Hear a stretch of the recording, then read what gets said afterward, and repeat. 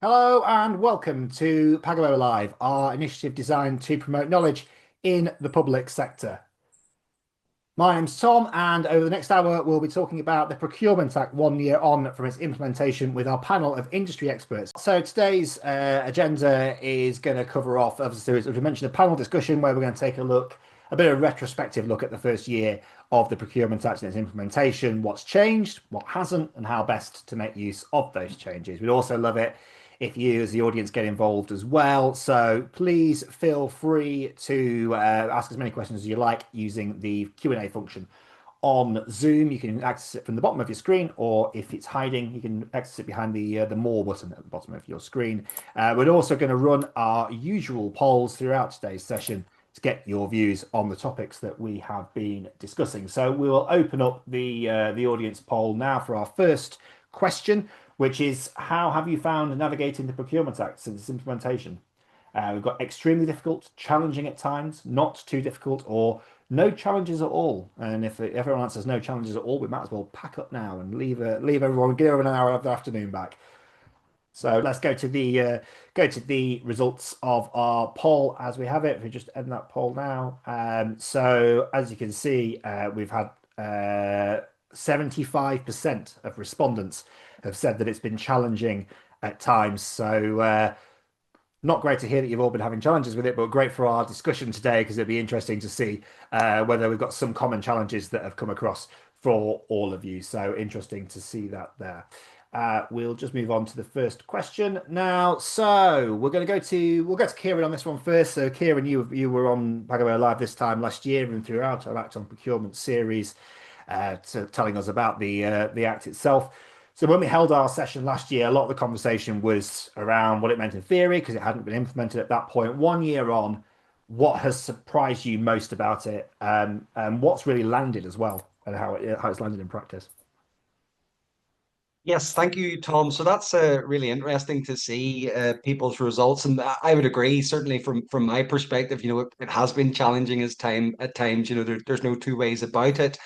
In terms of what has surprised me, I'm going to give a very boring answer, and not particularly controversial, but there weren't any major surprises from my perspective. I know that doesn't help you as a host, Tom, but perhaps I'm a cynical lawyer. Um, you'll recall this time last year, that the whole program was called Transforming Public Procurement. Now, I've always been a bit cynical in terms of is tweaking the legal rules going to transform public procurement? Not in my view. I've always been a little bit skeptical in terms of, for example, open frameworks. Is it so much better than just running a series of closed frameworks? The jury is still out. Lots of talk about the debarment list. Nobody's on it. There's no live investigations. When the competitive flexible procedure was being discussed, I thought, well, that sounds really interesting, but also quite time consuming, potentially quite expensive, from a resource perspective. So I'm not massively surprised in terms of to hear some of those challenges because there's always going to be challenges with anything new, particularly on this scale. But I don't like when people sit on the fence, and I always criticize that. So I will give you a few surprises. I was quite surprised with the competitive flexible procedure in terms of early uptake seemed to be very low. Now, it's not always easy to get consistent statistics, but Tussle, for example, tend to publish statistics from time to time, and it was looking really low. Like I remember doing a LinkedIn post. I'm sure people find that hard to believe. At one point, it was something like 6%, which seemed very low when you bear in mind that even a restricted procedure, just kind of copy and paste job from last time would be deemed to be a competitive flexible procedure. So that was quite surprising, but it has been interesting. In fairness, that is rising and rising quite steadily by all accounts. The other thing that's slightly surprising is that there hasn't been any legal judgment now, for anybody who's been unfortunate enough to be involved in litigation will know, it does tend to be quite a slow, long drawn out, expensive process. I'm not surprised we haven't had a full trial, but people may appreciate what happens when someone submits their initial legal challenges, they get something called the automatic suspension, which stops the contracting authority awarding the contract. They then have to go off to court to apply to have this lifted. I'm quite surprised we haven't had any of those cases yet in terms of judgments on applications to lift, because just looking at the bottom right, we are coming up into 14 months into the new regime, but again, I'm sure it will follow, and be interesting to see when it does. Yeah, and Mark, from the public sector side of things, I mean, what is it that surprised you about how it's landed in practice? Yeah, thanks, Tom. So I think the poll has pretty much shared the views of us at Milton Keynes around there's some elements where we're like, well, what does this actually mean for public sector procurement? Some of it is still relatively straightforward, and I probably agree with Kieran here, which is, procurement and lawyers agreeing when it comes to public sector procurement is always where we want to be. But I think for me, what surprised me is kind of the realization that pretty much every local authority is in the same space. They're all in the same position. It's the same challenges in terms of understanding what the Act is actually allowing us to do. It's implementing the requirements of the Act, and also kind of the capacity and capability to actually deliver everything.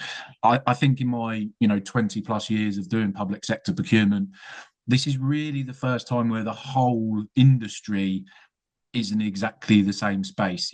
Normally it's been really clear and it's really fundamental around what we need to do. But I think in the PA23 there have been some very similar issues in terms of understanding and trying to interpret what something means.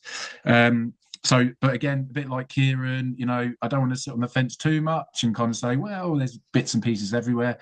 I think one of the things for us that we found is around the central digital platform, because obviously this is something which is new in terms of suppliers have got to be registered, we've got to be registered, we've got to publish notices. So I think there's just been a little bit of a surprise in it, I guess, in terms of how long it's taken everybody to understand what the CDP is there to do, what the CDP can do, and also linking into e-tendering providers and making sure that all our relevant notices are linking in accordingly. So I think for me that's one of the things that I feel has been quite surprising. But ultimately it's just around how all public sector bodies for me are all in the same space. Yeah, and that leads quite nicely onto the next sort of question that we're going to do, and we're going to try and put it to Clive. Hopefully Clive is back and here and not having any more gremlins. But Clive, from a sort of supplier perspective, what's genuinely changed day to day in procurement practice over the last year? And we'll bring in Mark and Kieran after this, because it'd be good to hear what's that kind of evolution, not revolution, a little bit more about that they've kind of alluded to. But to you first on this one, Clive. Yeah, I think when you look at it, it's more evolutionary as opposed to revolutionary. Can you hear me? Yeah, all got you. I think we are, it's just recognising, I think Kieran sort of mentioned that, I think we're in that transitional phase. And I think one of the big positives, and we'll touch on it later, is that early engagement, that dialogue during that sort of tender process. I think there's a massive movement in that, and I think that's a massive change for us. But I think it's, when you look at it and reflect, were we expecting revolution as opposed to evolution? We probably weren't, and I think we're in that sort of phase of transition. And I think we kind of, if you reflect on the kind of three key objectives of the Act, I think sort of transparency was one, and I think we can all agree there's a lot more of that. I think efficiency, I'd probably suggest questionable. There's good and there's bad. We can probably all draw upon that. And I think accountability, I think there's probably a bit of that. So I think we're in that sort of transition period. I think the engagement piece is an absolute massive win. But I think we're still in that sort of process of really sort of letting the thing bed down at the moment. And I think, in our business, we do a mixture of projects and kind of bigger frameworks and term service agreements. And we see a very different approach in both of those. So projects, I feel things haven't moved differently. Whereas some of the frameworks that we operate and some of the big agreements we do, certainly in the public sector focus, we've seen a lot more effort and day-to-day changes in the way things are done, without a doubt. Interesting perspective. We'll definitely get onto the early engagement side of things in a moment, because that's a key part of some of the deliverables of the Act. But yeah, Mark and Kieran, Mark first. Has it been more revolutionary than revolutionary? It feels like that's the sense that I'm getting from your first answer. Yeah, so for me, this has been evolutionary, absolutely, rather than revolutionary. Because, you know, as a public sector body, we've always been required to follow rules, to follow process, to follow governance, and you know, very strict procedures, which ultimately, you know, when we do any public sector procurement, it's the nice old tagline of being open, fair, and transparent in absolutely everything that we do. So to have kind of new rules and new regulations, it is evolutionary. There is definitely opportunities for us to explore the Act and procure things slightly differently. But we've always had guidance, we've always had process, we've always had rules. You know, it's always a lot of procurement teams are the police and they're not going to let us procure properly. And it's like, well, that's not really what we're here to do. We are here to kind of drive outcomes and things like that. So for me, you know, the new Act, it gives us new avenues to explore different ways and opportunities. And for me, and I guess, you know, all procurement teams out there, the biggest day to day is around capacity, making sure that we're considering everything that we need to do under the new Act with, you know, enhanced notices, and it can take longer to do procurement processes. So, you know, yes, we've got the new Act and we've got new ways of doing things, but ultimately it remains the same, that as a public sector body, we're still being open, we're still being fair, we're still being transparent, and we're still trying to deliver effective projects. Yeah, Kieran? Yes, I agree. Really, you know, would endorse what Clive and Mark have said in terms of, you know, there have been changes, but you know, absolutely, I think you've captured it quite well, Tom, in terms of being, you know, evolutionary rather than a revolution. I'm going to actually answer this question, so that will be a bit better. In terms of some of the genuine changes. Two things really, Tom, from my angle. Number one is transparency, you know, which I think colleagues have touched upon.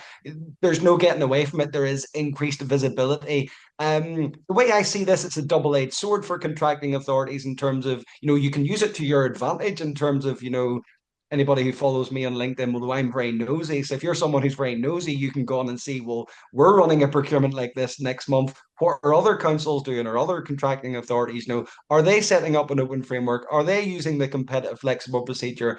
How many stages is their CFP? How are they going to filter down bids, et cetera, et cetera? So also then, how are contracts performing? So you have that visibility piece in terms of you can go on and see how others are approaching things. And I think that can help shape your, you know, your route to market.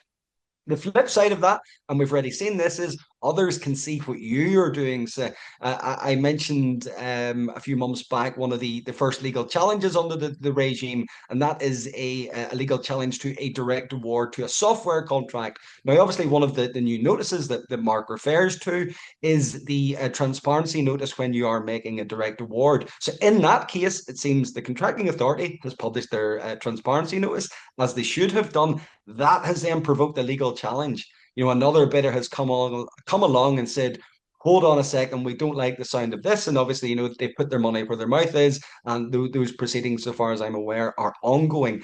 That might not necessarily have happened under the old regime. Under the old regime, they might have just found out when the contract was awarded. Now, obviously, you know, and there was a bit of a debate when we were doing this consultation about capping damages for suppliers and things like this, but most suppliers don't want damages. You know, most suppliers want the contracts. There is an increased ability for suppliers to throw a spanner in the works, essentially, in terms of, you know, they see an authority setting out, right, we're going to make a direct award. They don't want that to happen. They either want the contract, or at the very least, they want the chance to compete for that contract. So it's really, really important, that visibility. And it's something I see in terms of, you know, some of the notices don't tell us very much. And completely agree with Mark. You know, a lot of the cornerstones of the regime in terms of, you know, same treatment or equal treatment, and, you know, transparency versus sharing information. they are quite similar. So, things that were, that we were perhaps not doing under the new regime, but we now need to do, we do need to keep in mind those principles. And one of the principles, I think, is about reasons. It's always been a cornerstone of public procurement law to provide reasons. I'm just quite concerned sometimes that notices don't actually contain any reasons. I think that's really, really important to set out not only what you're doing, but being able to explain why. The second point then is complexity. Obviously, this is all about simplification, and it's made public procurement simpler. And stop laughing at the back. We now have lots of different regimes. We've got the public contracts regulations for existing contracts, or indeed, concession regs, other historic legacy regulations. We've got the Procurement Act for new contracts. We've also, for anybody on the call from an NHS or local authority background, we've also sometimes got the provider selection regimes. We are seeing that complexity, and so I always say to people, the first thing you need to ascertain is which regime applies, and then everything flows from that. But if you have a quick look, as I was saying, on the central digital platform, you can see the confusion this is causing in terms of some obligations apply to above threshold contracts, some obligations apply to contracts above £5 million, etc., etc. And you can see from the notices that people are sometimes not publishing the notices they need to publish, but also publishing notices they don't need to publish. There is certainly that complexity linked to the transparency. Excellent. Thank you very much for the input there, Kieran. We're going to see if Clive is available. I can see he's got a black screen in front of me. I can hear him, but I can't see him. I am very much here, but staying off camera because it seems to work better then, which is probably better for everybody anyway, Tom. So I am absolutely here and with you. All right. So I think early engagement, I think we touched on that, has been a massive positive shift and a massive positive sort of benefit to all of us, I think. So certainly on a lot of the bigger framework opportunities we see and bigger contracts that we see, people are really sort of engaging with us as a supply chain, as a tier one, in a lot different way. So, we're seeing great examples of where we're being brought in on a one-to-one basis and also then collectively. So I think there's a real sort of energy around getting those sort of views from the clients and really understanding from a sort of contractor's viewpoint some critical aspects like kind of risk management and where risk should sit and a fair and equitable sort of balance of risk. We're seeing great opportunity to engage, talk about contract terms, which is a really sort of positive for us, and kind of link with that, those sort of key red lines. So, from our perspective, we're sort of really seeing that as a great benefit. Sort of stepping back and questioning, does that then translate itself into a tender document and do all the things we put in place and the requests? We're not quite seeing all of that, but we'd be foolish to expect it. We were expecting it. But there's certainly a great amount of engagement and a great amount of dialogue going on. And I think we're on that sort of journey to then sort of establish what do we as sort of tier one contractors really want, and what does attractive look for us, and how do we engage in the right way. So I think it's really sort of, from our perspective, much more engaged, very positive. I think I touched on it earlier on, but there is a difference between one-off project opportunities and the bigger frameworks and measured term contracts. I think with those where they're sort of very much led strongly by procurement in the local authorities, we see a process being religiously followed. If anything, people are kind of overtly wanting to do things in the right way for fear of, as Kieran will say, and back up, doing things wrong and tripping themselves up. So there's an overt pressure to kind of make sure things are right. And I think that's really encouraging thing. I think one of the things that sort of touched into this, and I've seen one of the questions come up, which come on, so it's just how we sort of involve the SME community, I think is really important, and who owns that sort of relationship, whether that's driven by the procurer, or whether it sits with the sort of tier one, and really that sort of social value requirements as well. I think it's a great opportunity to kind of set in the early engagement sessions what is a local authority or a public authority trying to achieve, and how we as a tier one or tier two can actually supply to that and provide the support. So overall feels very, very positive, but we're still on the journey, I think, Tom. Excellent stuff. We'll move on to the next section shortly, but we've got our next audience poll here. So 1 year on from the Procurement Act going live, how much real change have you seen in practice? Have you seen very little change, some evolutionary changes, as our panel seems to have suggested here, some clear changes or major changes, that more revolutionary side of things. It'd be interesting to get your views and where you're from, if you've seen major changes and that's really affected your day to day. I will use this time as well to say that we were meant to be joined as well by Karen Carter from Pagabo. Unfortunately, Karen isn't particularly well today, so get well soon, Karen. We look forward to seeing you on Pagabo live again soon. So Karen missing out on our panel today, but don't worry, we've got plenty to chat with Mark, Kieran, and with Clive. Just giving them a couple of moments on that poll, and in fact, it's ended now. So interestingly, a fairly even split on that response with, let's have a look, quick math, 73% reporting very little change or some evolutionary changes. But interestingly, the remaining 27 saying there have been at least clear changes, if not major changes. So judging by some of the chat that's going on in the chat box as well, it seems that may well be a case of the size of organisation that you work for that may have seen some of those differences in what changes they've seen from the Procurement Act 2023. So stripping away that sort of legalese for a moment, has the Act actually helped organisations become more outcomes focused, Kieran, or are we still seeing too many treating it just as compliance? Yes, it's a good question, Tom. Thanks. I must admit, I find this somewhat of a sort of cliche in terms of, contracting authorities, staff are just interested in box ticking. It was really interesting to hear Clive's perspective, really positive perspective from a supplier perspective. My experience historically has been on the other side in terms of, both working as a solicitor for a contracting authority and more recently, training contracting authorities. So that's really the angle at which I come from this. But, it generally isn't my experience that it's just a compliance exercise. And I'll be interested in Mark's. But obviously at the same time, we can kind of demean it. Compliance is very important. There are obviously legal, reputational, financial risks and all the rest of it associated with compliance. We're spending public money. We should comply. But in terms of the specific question, people are, in terms of outcome focused, it's always been my understanding. And, the way someone explained it to me many years ago as a trainee solicitor has always stuck with me. And he said to me, Kieran, clients are concerned with outcomes, lawyers tend to be concerned with process. Now, I think that's a simplification, but there is a bit of an element of truth in that. And obviously, clients often come to us, whether that's in legal or procurement, saying, we'd like to achieve A, B, and C. And what our job, I think, Mark and myself, everybody involved in the project team is to say, here's how we would go about that in terms of, here's the process we need to go through in terms of both not only under the Procurement Act, but the organization's internal rules.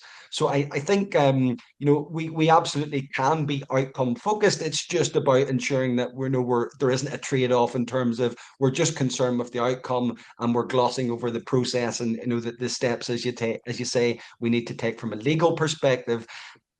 Don't think there's been a huge change yet under the Procurement Act in terms of outcome focused procurement. I don't necessarily think there was a lot to stop us under the previous regime. What I would say, in fairness to the new regime, I think it does provide increased scope for outcome focused procurement. I'll explain that. So if, for example, you were to use the competitive flexible procedure, what we touched upon earlier, that for me is a good example to go to the market at pre-market engagement stage, like Clive has mentioned, and say, look, we've got a problem. We've got a problem. We're not quite sure how to solve it, or, there's a particular outcome we're after. Talk to the market, let them guide us to how we would do that. Very difficult to do that in a single stage open procedure. Whereas if you have a competitive flexible procedure, there may be different ways to approach a particular problem. The example that sticks with me, and I'm not sure if this was actually under the Procurement Act, but there was a council had a problem with traffic build-up in one area of the city. And obviously, there are various ways that they could look at reducing traffic congestion. So I think, I understand, they were, funding different research, different sort of pilots with different potential, operators as to how they could tackle this. That's perhaps a sort of A good example of how we could avail of the flexibility of the competitive flexible procedure in terms of it's not just we're buying paper clips or we're buying, laptops or tables and chairs. We buy them every few years. We just roll out the spec from last time, being a bit more imaginative, a bit more innovative, saying, look, here's our problem. You're the experts. Tell us, how do we do it? So I think we're not there yet, but I think it does open up increased avenues for outcome-focused procurement. Mark, I can see you nodding away to a lot of what Kieran's saying there. Does it resonate with you, that? Yeah, thanks, Tom. Yeah, I mean, it really does. And I think for me, it always comes back to procurement is just inherently about compliance. We know that, this isn't something which is brand new. Yes, there is new enhancements to that compliance with, the notices and all the extra. And I kind of chuckle to myself because all the early market engagement is so important. It's really, really good that PA23 has kind of pushed that to the forefront. But for us to do that, we have to be compliant by publishing a pre-market engagement notice. So inherently, you're already going back towards some of the compliance side of things. But also, for me, pre-market engagement could have been done under PCR 2015. So I don't feel like it's, it comes back to what we talked about, is it revolutionary or evolutionary? We could have done that. We do it, and it's not just to be compliant, because the compliance is always there. It's the foundation of what procurement is, and we cannot move away from that. But what we actually can do under this act is enhance what we've previously done. It is like what Kieran said around much more engagement with suppliers pre going out to market, going to them and asking them the questions, go, look, this is what we think. Is that suitable for you? Are you going to be interested in that? Is there something which is stopping you wanting to bid and come and work for us? Because the compliance is always around best value, getting the best outcome. And so we just have to use everything else, as in the building blocks of PA23, in the background to drive what we want out of our procurement activity. And so, again, using the pre-market engagement bit, that is really key. And that is a really, really important part of this. But it's about how do we make sure that pre-market engagement is offering us value to the actual procurement that we're going to then undertake? Are we listening to those suppliers and providers when we say to them, is this what you would be interested in? Is there something that we could change? And so I think that's where we've got to make sure that as a public sector, in totality, we are becoming about outcomes rather than just, ticking the box. I did my notice, therefore I'm just going to move on to the tender phase, because there's far more behind it than that. Yeah, that sort of leans quite nicely into our next question, and we'll go to you first in this one, Kieran, but it'd be good to hear from all three panelists on this. But where do you think organisations are kind of most at risk of misunderstanding the spirit of the Act, even if they are doing the right thing, as it were, and ticking those compliance boxes, as we say? Where is that risk of misunderstanding the spirit, which was, in theory, why that was brought in?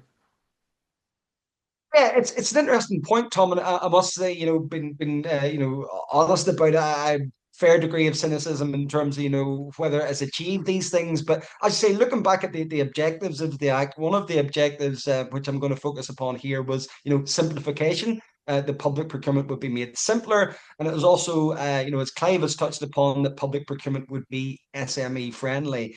One of the areas I'm slightly concerned about, both in terms of things I see myself, things I talk to people about when I'm delivering training or events, etc. Also, just anecdotally, what others tell me they are doing in terms of people who work in contracting authorities, and also what bidders and people from Clive's perspective, and that is that documents are very long.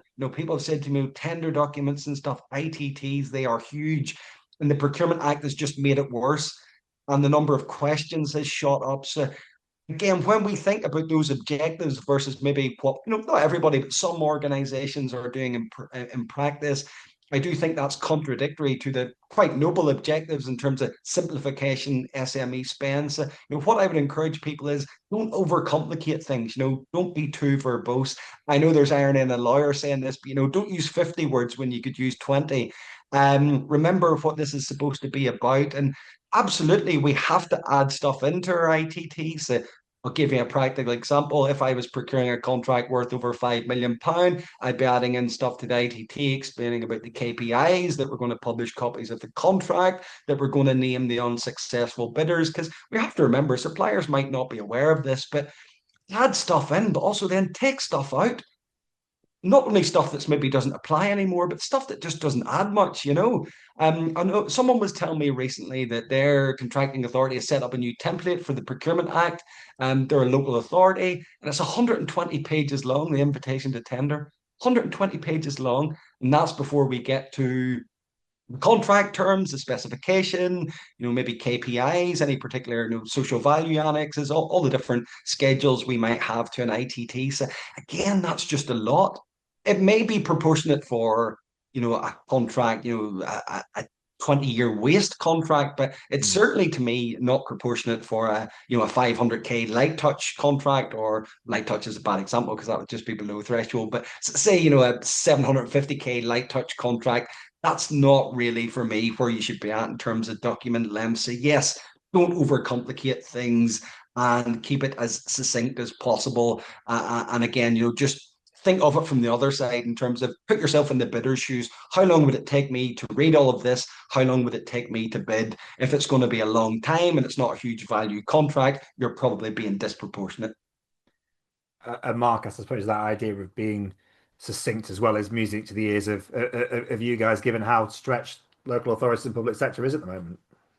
Yeah, absolutely. And Kieran makes some, really fundamentally clear points to, I guess, what everybody might be, other public sector people on this call kind of appreciate and understand. It's like, well, we've been told that we've got to add all these things into our ITTs and make sure that we are being transparent on what we're doing. But how do we actually make sure that it's not going over the top and having 120-page ITTs for something which simply doesn't need to be done? And I think this is all part of the development that I guess that local authorities are still going through, at that transition of understanding, well, actually, here's our version 1. I mean, this is what we had in Milton Keynes. We had a version 1, and then it was looking at that and going, well, actually, what does this add something to this procurement, or do we need to not have it in there? Can we change it? Does it come back to the engagement with understanding what our market is and put appropriate wording and all these kind of things? And I think Kieran's absolutely right around some of the misconceptions out there. And I think one of the things that it's going to be quite specific here for me around something which I think suppliers and just general people in the profession kind of struggle to understand is there's quite a lot of central and sub-central statements that are made, which people are picking up on and then saying, oh, this local authorities must be doing this. And it's like, well, actually, we don't have to do that because we're not classed as a central government body, but we kind of all get painted with the same brush. And the thing is, we should be doing some of these things. There is, SME targets, the new PPN 001, the social value targets. These are all directed at central government, and they've all got different levels and different thresholds and got to do this all reporting. We kind of all get painted with the same brush to say, well, why aren't you doing that? And it's like, well, on the one hand, the compliance, we can turn around and say, because we don't need to do that. But on the other hand, the whole point of the Act is engaging with SMEs and driving social value. So we have to consider those all the time anyway, and we should be doing that. But it's just one of those things around the time it's going to take. A year on, it's probably going to take another year for everybody to fully get to grips with what are we trying to achieve on all of our procurements, all of our activity, which actually is in spirit of the Act, but is proportionate to, like what Kieran said, around the value of the contract, the complexity of the contract. And I think we'll start to see that more and more over the coming year. That's and just quickly, I'll get Clive's view on this from the supplier side as well. Yeah, I think there's a common theme through there, which is around a focus on process as opposed to output. I think that's just a general kind of risk I think everybody is running at the moment, and I think that's partly driven by and this falls into Kieran's territory, that fear of legal challenge. I think people are still finding a way we're still trying to work our way through doing things right. So I think people are overcompensating, and I think there's been, loads of comments I'm seeing in the chat at the moment around, the voluminous size of ITT documents we get at the moment, the fact that they're not essentially online, and there's a real challenge around how do we as tier ones, but also, right way down the supply chain, how do we actually manage that process? And I think it's driven by people probably feeling their way through the process as opposed to focus on outputs. And I think that there's a couple of points in there that we've touched on, but are really important, I think, from our perspective, and are really important from the Act perspective. One of those is that sort of SME involvement. And I think people are very much focused on, the requirement to have a direct relationship between, the procurer and the SME. And I think it's really just trying to, partly through that pre-engagement process, but really just being clear on who should own those relationships. Because, we as a tier one could probably own and manage those relationships better than the ultimate procurer in the public service. And we can actually drive what we believe is the essence of that in terms of making sure we've got our local supply chain integrated and working effectively for us. And I think the other part of it is the performance management and KPIs. I think people are getting hung up with KPIs and, driving potentially some quite onerous models into these procurement processes where, again, from early engagement and then bringing your contractor on board, you can actually deliver what you want in the best possible way and come up with something which really drives value, I think. And the final point is that sort of social value. Again, similar vein, people are seeing that social value requirement. And, we as a contractor, we do an awful lot in that live environment arena where we're working with residents in a lot of opportunities in planning projects, and just that interface is best owned by us. So a real sort of focus on outputs as opposed to process, I think, is probably where there is a big risk of just muddying the waters and really clogging the whole process down with bureaucracy, I think. Excellent stuff. Well, thank you to all three of you. We've got one final question before we go into our next section of the webinar. That is, we'll ask, we're a year in, or just over a year in, where are the biggest capability gaps that you guys are seeing? And again, we'll go across all three of you for this, starting with you, Mark.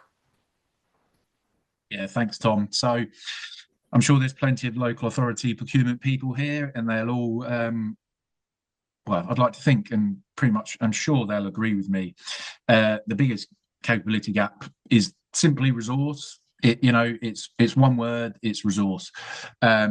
Just because of everything that we have to do now, and we've touched on it already around the compliance element, but the resource to consider everything that we need to do. It takes long enough to do some procurements if you're, high value and complex, and we're designing them. But it's the capability, capacity, resource of teams to, think about notices, think about engaging with our project teams internally.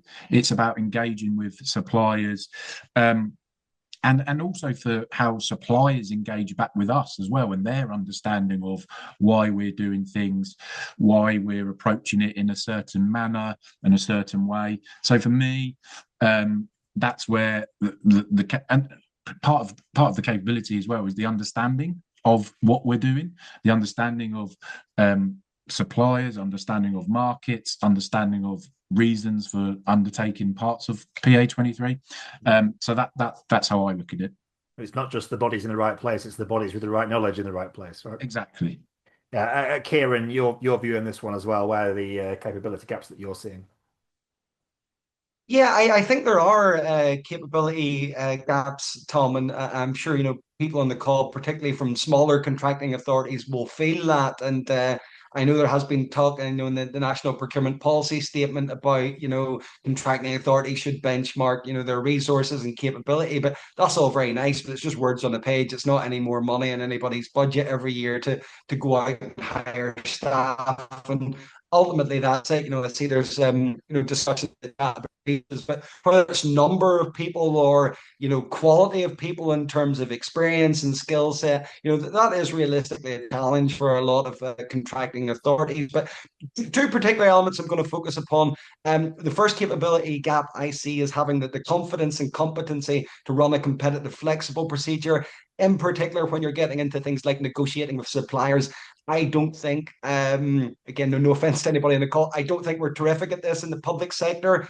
And why would we be? Let's face it, for years we've just pushed out tenders and said, there you go, take it or leave it. Whereas obviously in a private sector environment, you're not constrained by the procurement rules. There's a lot more bargaining goes on. So they are just more skilled, more experienced in negotiating. I hope she's not on the call, but I remember years ago I went to a meeting with one of my clients with these other contracting authorities that we were working with and a supplier, and I had said we should ask for something in the contract, and she said, yeah, we'd like A, B, and C, and then there was a kind of awkward silence, and she just went, but look, if you don't want to give it to us, that's fine. And the supplier just went, oh yeah, well, we'll not give it to you. And I think, I had to resist them.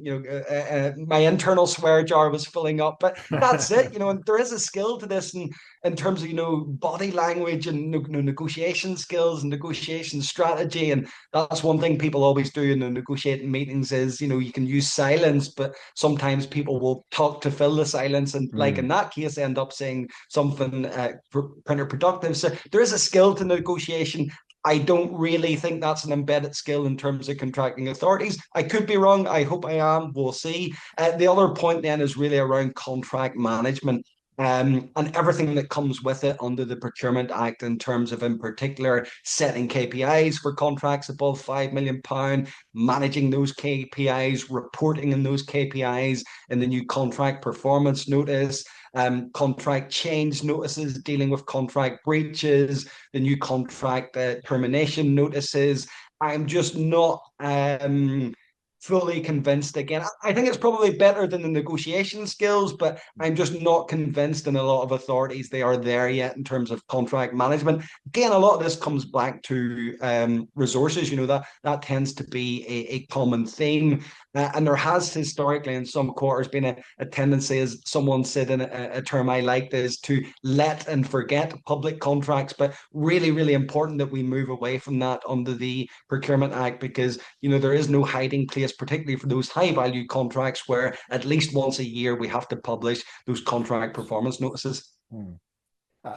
Clive, a quick viewpoint from you before we go into our next I think a lot's been said, but I think looking at the resource bit, I think it's having the right skills and experience of people to firstly be able to procure something in the right way, and not just follow a process. I think we talked quite a bit about that this afternoon. It's not about process; it's about output, and how do we actually get to that? So how do we stop people just picking up a guidance book and working their way through? So I think the resource gap for me is not about getting people to do it; it's about getting people to do it properly.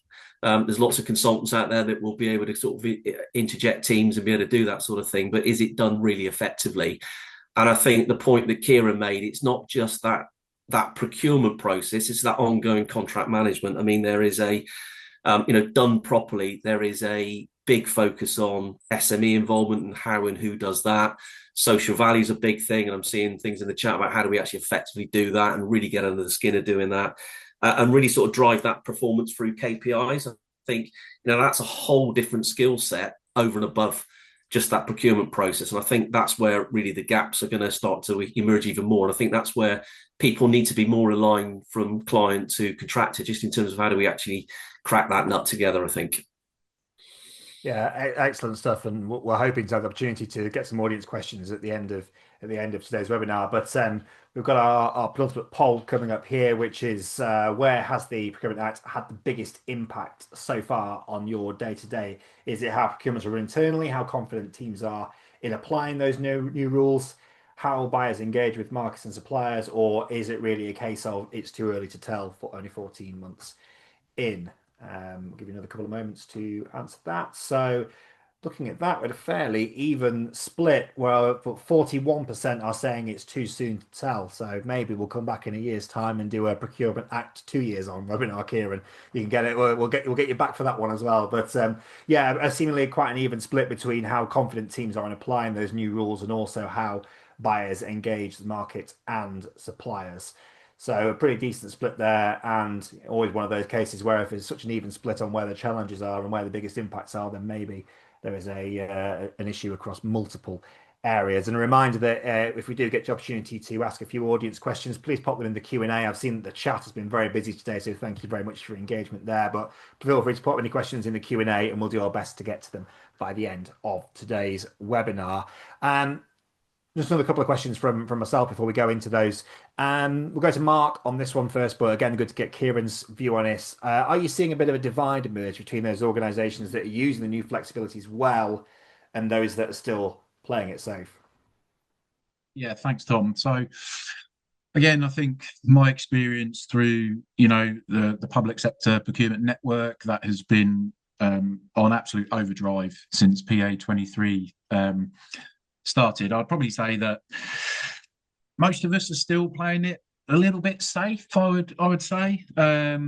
Obviously, people are still trying to understand how they can really push the envelope, and Kieran's already touched on it about the competitive flexible and the benefits that could bring.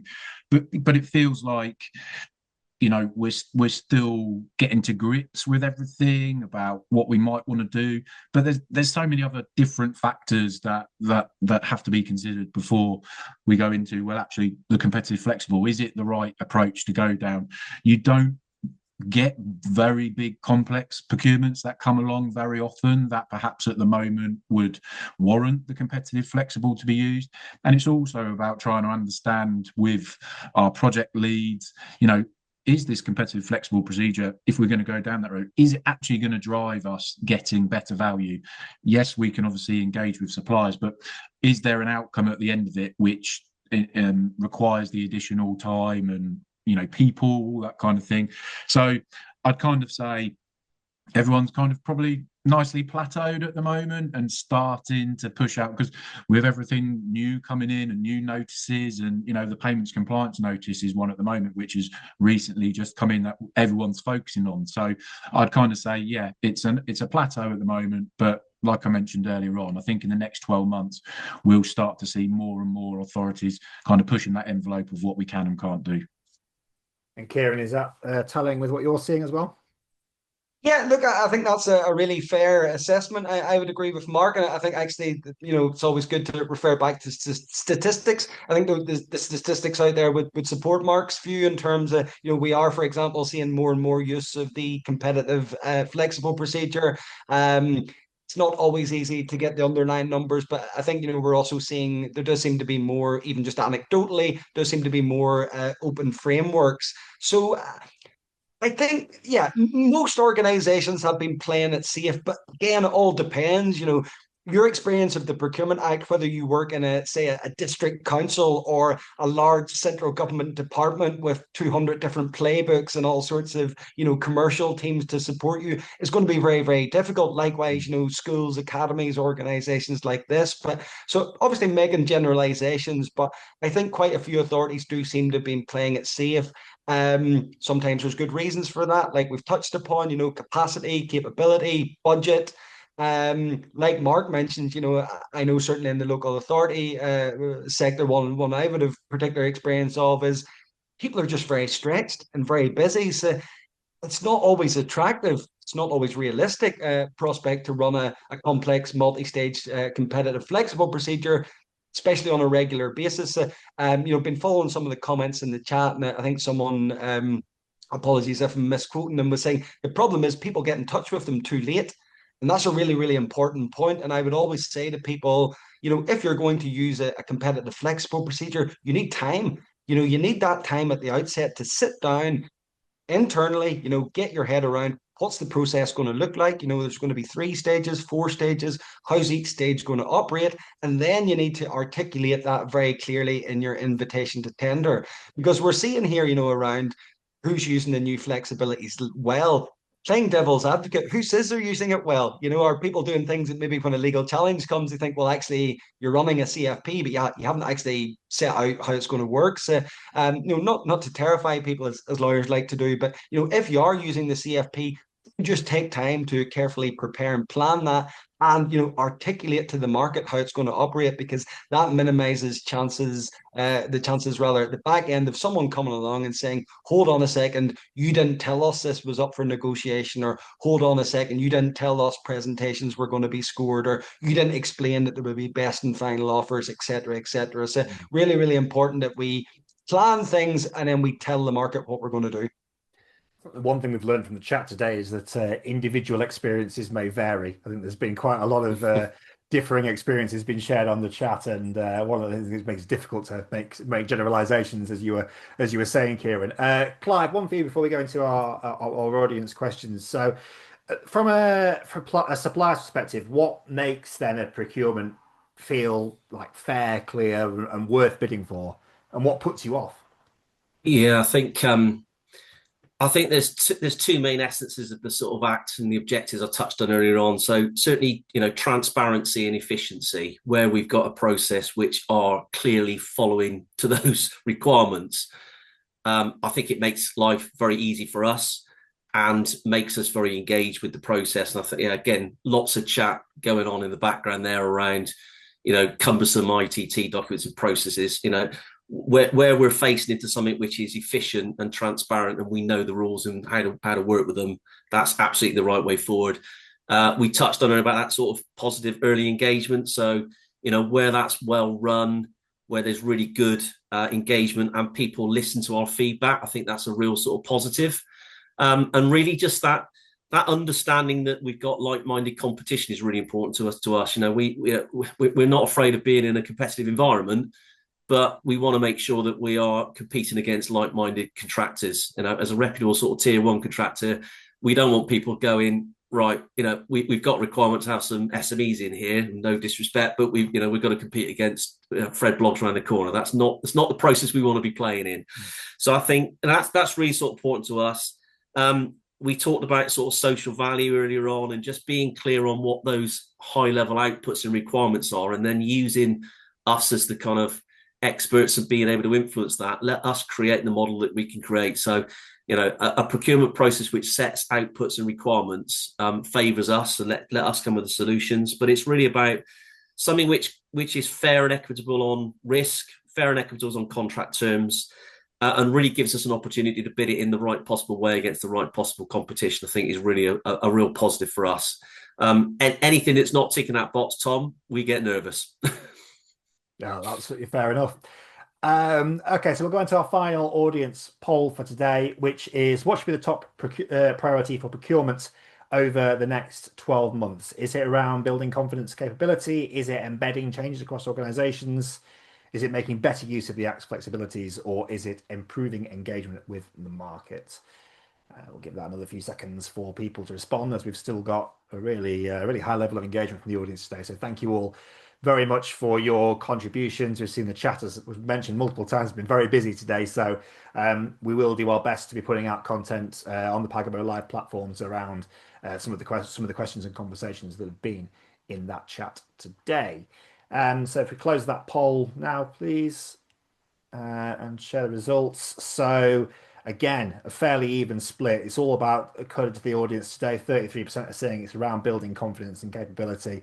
25% saying it's embedding change across organizations, and then 21% each saying making better use of the flexibilities and improving engagement. So again, a fairly even split there as to what the priority should be for procurement. I wouldn't like to be making any decisions off the back of those poll results for a start. But we'll move on to, in fact, if we just fire up one final audience poll question from the producers. So would you be interested in a free procurement health check with one of our specialists? We'll leave that running while we move over to our audience Q&A.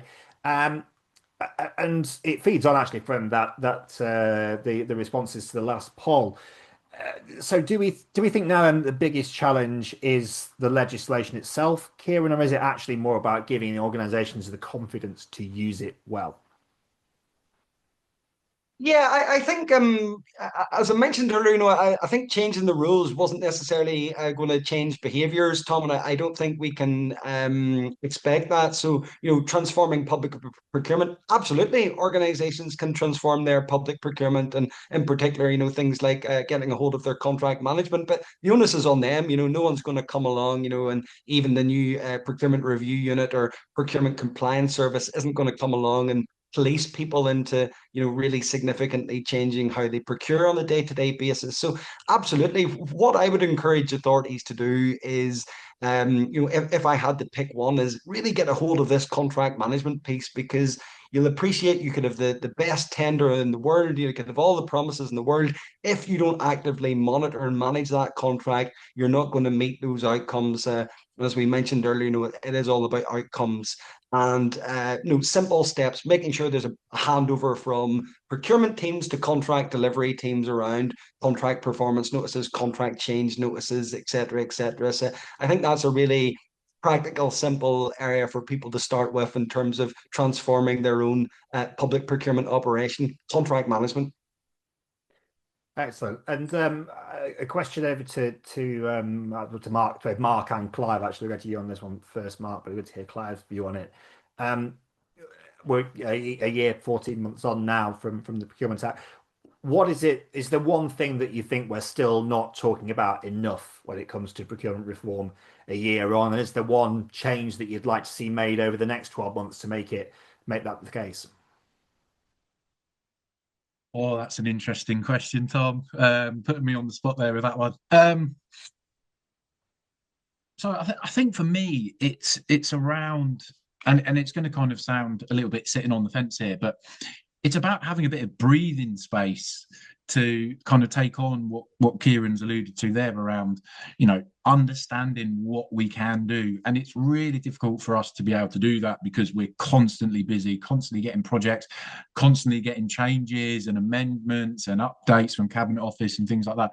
But I think for me, there's been a lot of things in the chat around confidence, capability, capacity, resource, and it's like, yeah, we do need that, and we need to be able to kind of take that step back and go, right, the Act has now been implemented and we've all gone and done these different bits of training and everybody's in the same position still, but how do we actually take that step back and go, right, what is it that we're going to use from the Act to drive the changes that we're alluding to? That's something that nobody has in any procurement team, but we've got to try and find a way and a means to be able to do that. And I think through, I talked about it earlier around how local authority procurement teams are all merging together and communicating and collaborating. That has been so beneficial to myself, to other colleagues, I'm sure would say that. And Kieran's been around a lot of these different webinars where it is very open forum, and those are proven to be really, really successful. And that's how we're going to be able to push this forward. Excellent. And Clive, just briefly from you before we wrap up, what is the kind of the one thing from your side that you'd like to see changed? Yeah, I think, and we've not touched on it today, which is surprising because we've covered it in various other formats where I've done this sort of thing. Is that sort of direct award or accelerated procurement? I think we're all feeling our way through what we can and cannot do. So I think just greater clarity as we navigate that on what does that look like and how do we as contractors operate in the frameworks and actually get real value driven out of those sort of direct awards. I think is something which will come, and I think it's only a matter of time. But that's probably we as a business need to see that sort of progress being made because it's the lifeblood of some of the things we do, really. Sounds like you've earned yourself a future booking on Pagabo Live to talk about direct award, Clive. So and I will come complete with camera next time, Tom. Thank you very much for that.